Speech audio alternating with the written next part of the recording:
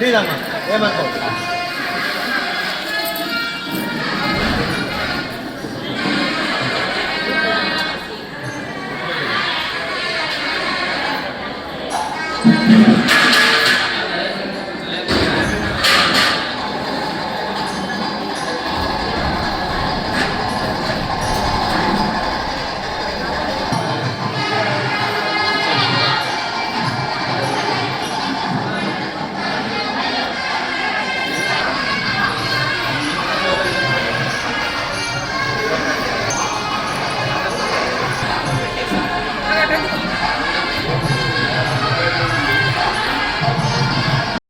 అంటే ప్రజాపతులందరికీ కూడా అధికారం.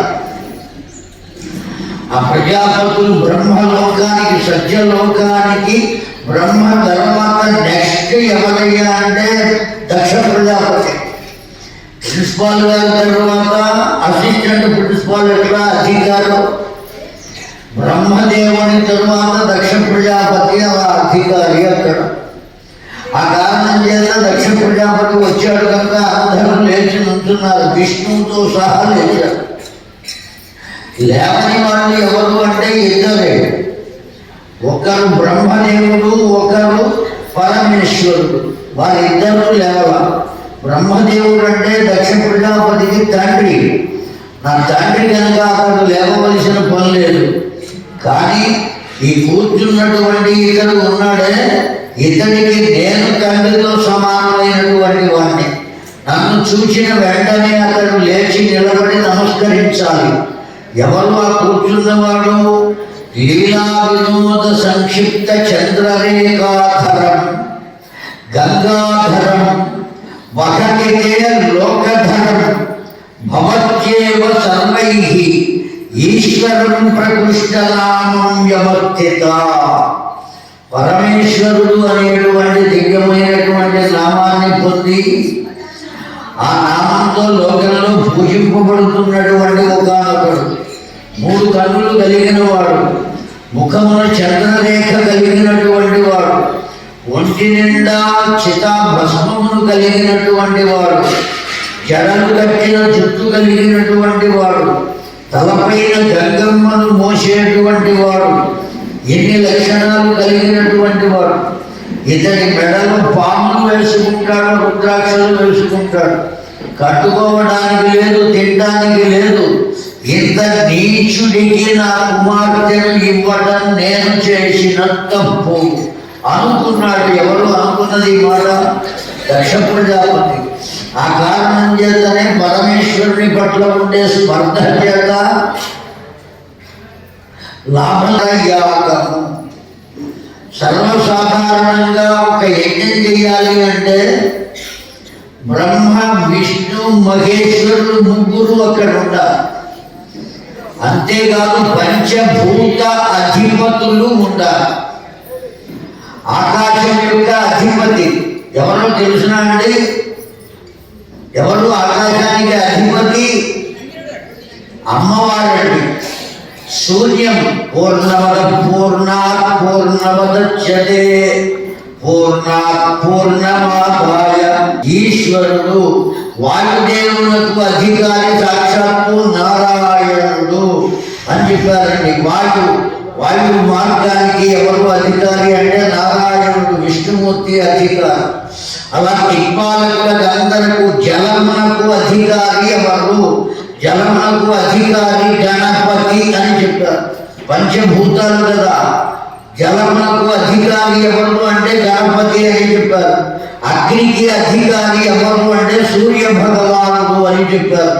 కనుక పంచాయతనము ఏదైతే ఉన్నదో ఆ పంచాయతనం కూడా పంచభూతములకు ఆధారమైనది.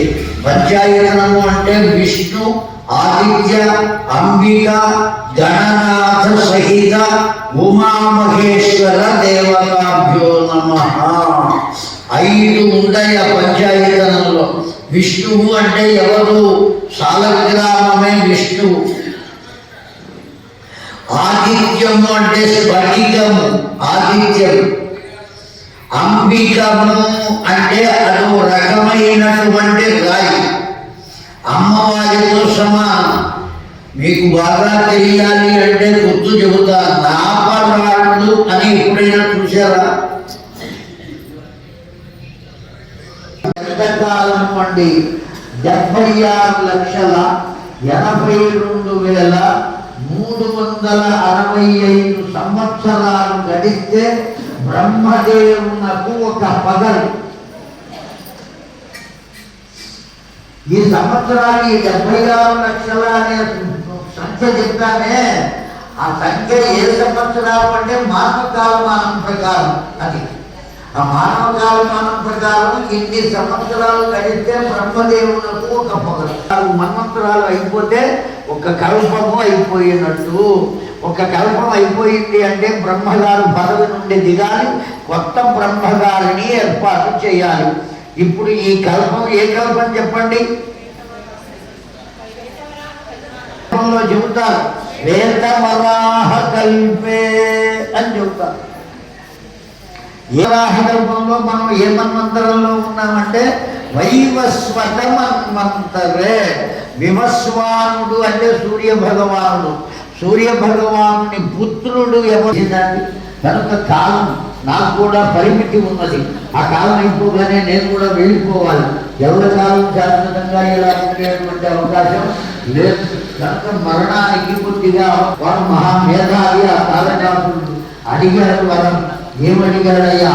కాశ్యంతుతే ఈశ్వర కీర్య సంభూత తథా తద్పురుషయోగాత్ ఖ్యాతి వికతయా వికతయా తథా సర్వజ్ఞతా అధికం ప్రపూయతే.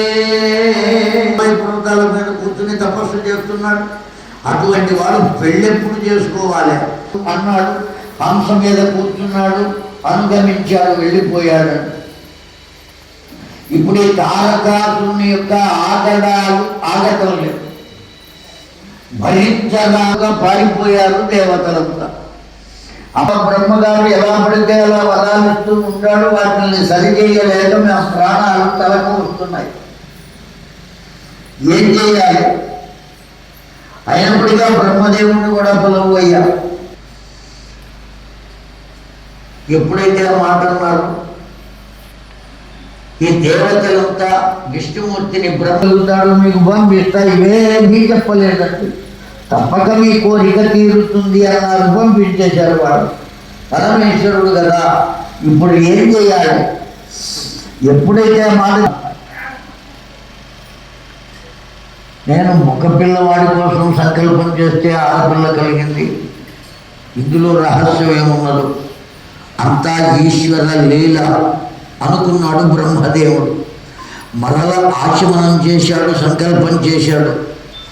ఇప్పుడు అఖిలాలున్నాయి.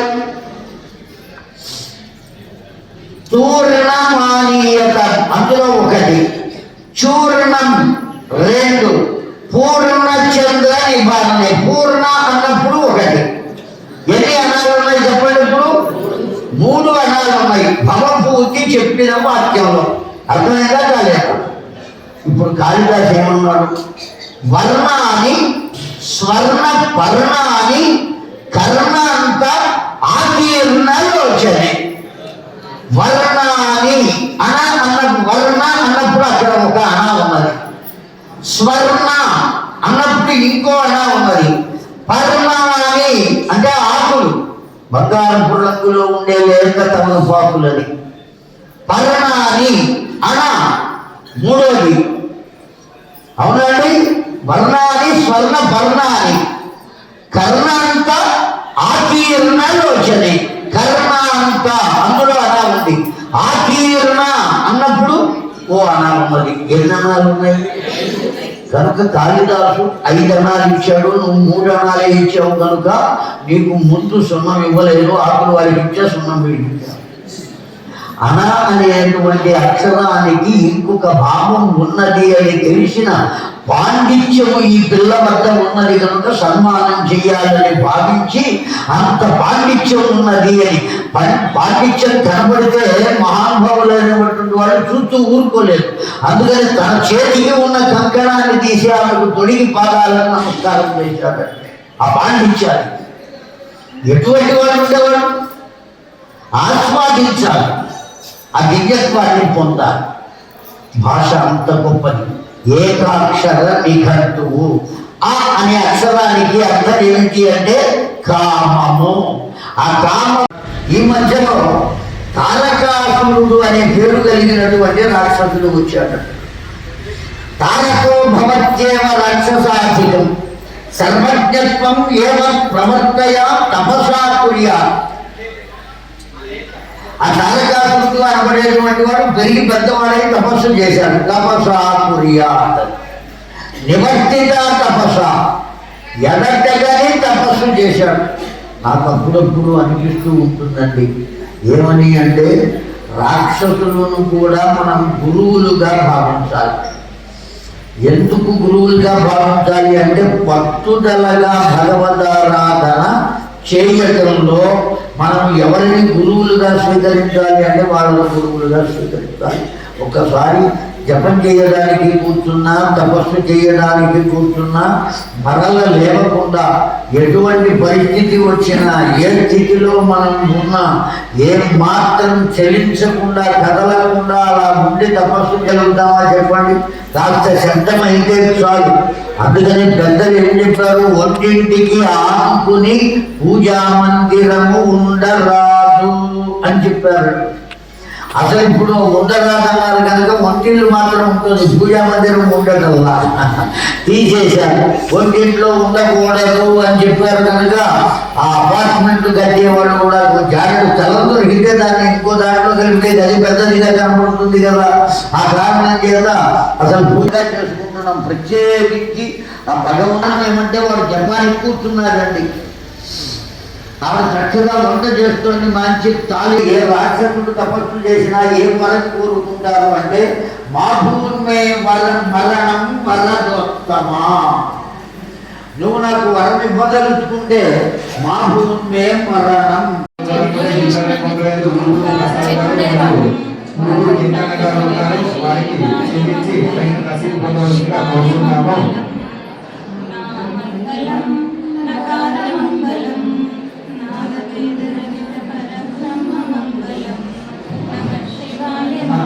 మరియాల రాజన్న గారు, కొత్తపల్లి అశ్విన్ గారు, శ్రీ కొత్తపల్లి నాగ